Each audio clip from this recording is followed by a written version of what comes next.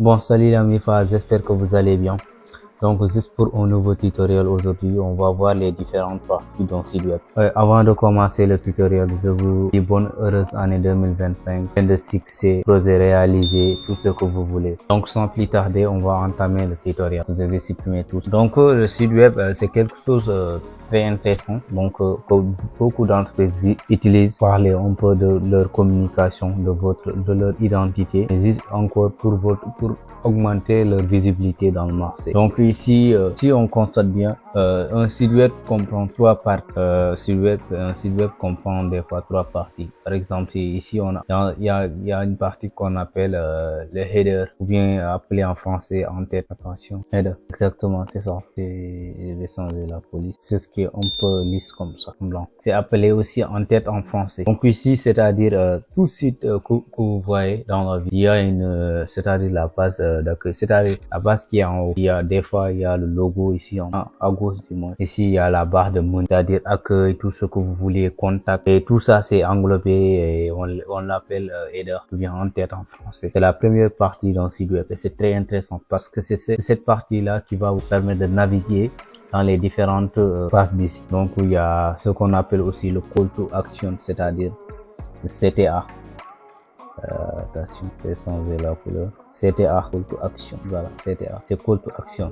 C'est-à-dire, des fois, il y a tout site que vous voyez, il y a un call to action. Parce que, par exemple, ici, si je fais comme, je vais le mettre en blanc, déposer ici. Juste pour que l'explication soit plus claire. On va ici écrire inscription. Inscription, très bien. Par exemple, ici, on peut mettre inscription se connecter, mais c'est juste un exemple. Des fois, il y a des sites où vous partez, on vous recommande de cliquer sur inscription et vous connecter. Ça, c'est un call to, par exemple, ici, si tu tapes ici, ça va t'amener dans un formulaire qui va te permettre de s'inscrire et qui va te connecter. Et cette connexion va te permettre d'avoir plus accès dans ça, on CTA. Il y a beaucoup de boutons, il y a encore, laisse-moi dupliquer ça et vous montrer. Ici, on peut ajouter un panier, ajouter au panier. Des fois, vous le voyez aussi, ajouter au panier. Des fois, ce sont les sites qui vendent, ce sont des sites e-commerce, des sites qui vendent des articles. Tout ça, ce sont des call to action parce que ça permet à l'utilisateur, c'est ce qu'on appelle l'interface utilisateur.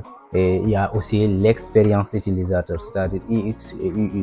Ça, on va revoir dans un autre vidéo. Parce que si on continue à expliquer, on va pas voir l'objectif du tutoriel. Donc, je vais supprimer tout ça.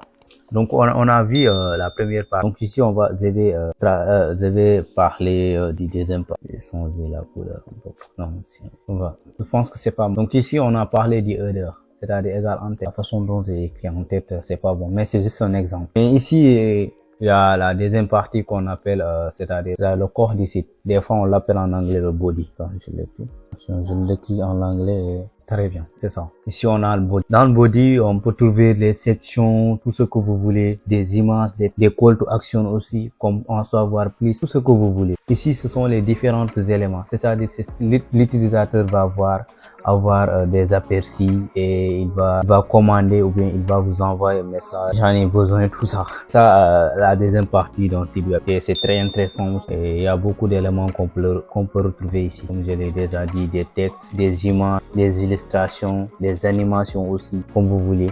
Aussi, là, il y a la troisième partie et la dernière partie, c'est-à-dire ce qu'on appelle la footer. C'est ça qu'on appelle le footer. Et footer en français, on peut l'appeler pied de page. Je vais écrire ici footer et footer, pied de page. Très bien. Donc ici, il y a les trois. Moi, c'est trois grandes parties que je connais. Et c'est des parties que l'on doit maîtriser. Par exemple, aujourd'hui, si on voulait créer un site web avec HTML et CSS, après on va le voir. On va voir un peu le HTML et le CSS pour un autre vidéo. Donc ici, par exemple, si on voulait créer le header, on doit utiliser la balise header. Et c'est logique. Très bien. Si on devait créer, par exemple, l'entête du site, on devait utiliser la balise. Et si on voulait créer, par exemple, on doit utiliser la balise body. Et pour la troisième et dernière partie, pour créer HTML et CSS, on utilise footer. Bah, c'est normal. Donc, pour moi, ce sont les trois grandes parties qui composent un site web. Vous pouvez avoir beaucoup de détails, hein, mais les trois essentiels et les